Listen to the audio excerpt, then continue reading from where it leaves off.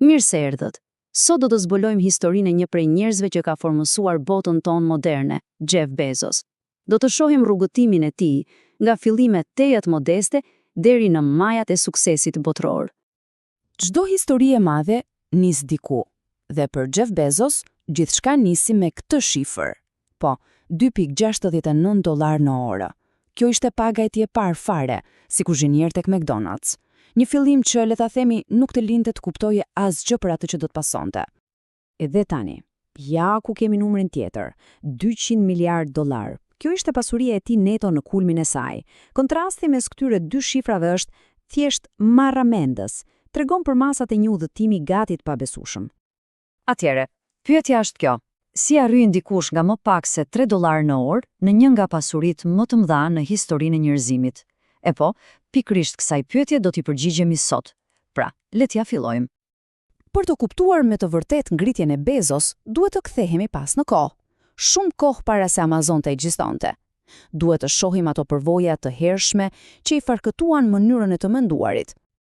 E dini, botkuptimi i tij nuk u formua nëpër zyra luksoze. As pak, ai u ndërtua përmes mësimeve të jetës së hershme, të cilat i dhanë një themel jashtëzakonisht të fortë vetbesimi dhe aftësie për të gjetur zgjidhje.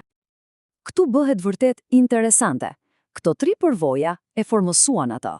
Këmbëngurja e nënës së tij, që ishte ende adoleshente, i mësoi vlerën e sakrificës. Pastaj, në fermën e gjyshit, ai mësoi t'i rregullonte gjërat vet, gjithçka, duke krijuar kështu një mentalitet të fortë pavarësie. Dhe punat e McDonald's, aty pa me sytë e tij se sa i rëndësishëm është një sistem efikas dhe mbi të gjitha klienti. Tani, le të shkojmë tek ai moment kyç në jetën e tij. Ai momenti kur vendosi të linte një punë super të sigurt dhe me rrogë të lartë në Wall Street për të ndjekur një ide që atëherë tingëllonte si çmenduri, diçka që kishte lidhje me internetin. Kjo është shifra që i ndryshoi jetën, një rritje prej 2300%. Kjo nuk ishte thjesht një modë e re. Ishte një revolucion. Ai e kuptoi se ishte një mundësi që vjen një herë në jetë dhe se duhej të vepronte menjëherë. Dhe për të marrë këtë vendim gjigant, ai nuk bëri një listë me pro dhe kundra. Jo, ai krijoi diçka shumë të fuqishme, e quajti korniza e minimizimit të pendesës, një mjet për të kapërcyer frikën e momentit për hir të lumturisë afatgjatë. Dhe ja si funksionon, është geniale në thjeshtësinë e saj. Hapi i parë, imagjiloje veten në moshën 80 vjeçare. Hapi i dytë, hedh një sy prapa, shikoj gjithë jetën tënde.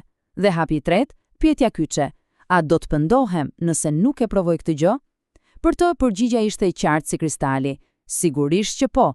Ai e dinte se pendesa që nuk e provoj kurrë do ta mundonte shumë më tepër se sa pendesa një dështimi të mundshëm.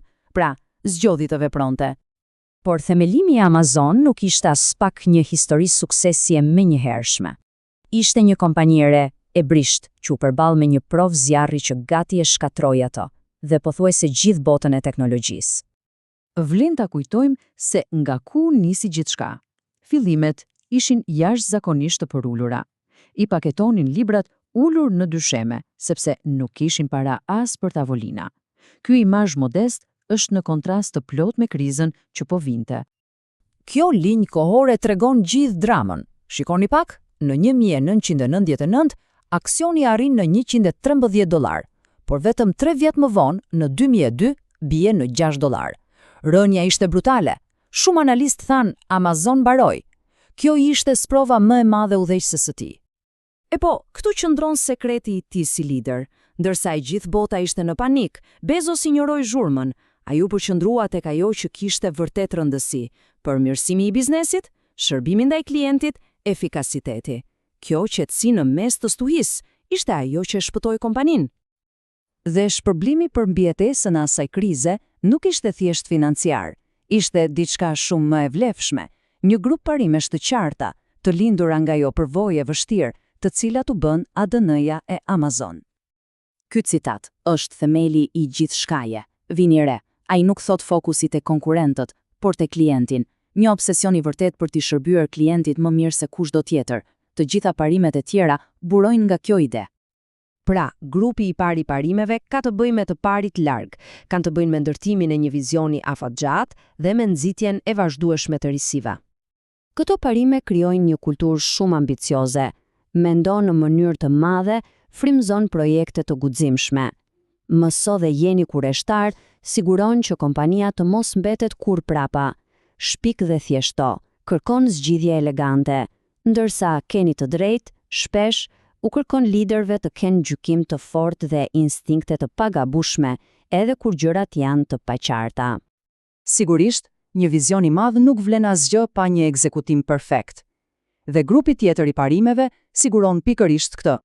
Këto parime janë ato që japin jetë ideve. Pronësia do të thotë që të gjithë duhet të veprojnë sikur kompania të ishte e tyre. Jep rezultate, do të thotë arrijë objektivat, pa justifikime. Këmbëngul për standardet më të larta, refuzon mediokritetin. Dhe ndoshta më i rëndësishmi, kikuris, që inkurajon debatin e hapur për të arritur të vendimi më i mirë, edhe nëse është e vështirë. Këto parime, të farketuara në gjarrin e krizës.com, nuk mbeten vetëm te shitjet online. Për të përmbyllur këtë histori, le të shohim se si ai po i përdor ato në aventurën e tij më të madhe deri më sot. Blue Origin nuk është thjesht një hobi për të. Është një ambicie e përjetshme që i ka rrënjët tek magjepsia e tij si fëmijë me misionet Apollo.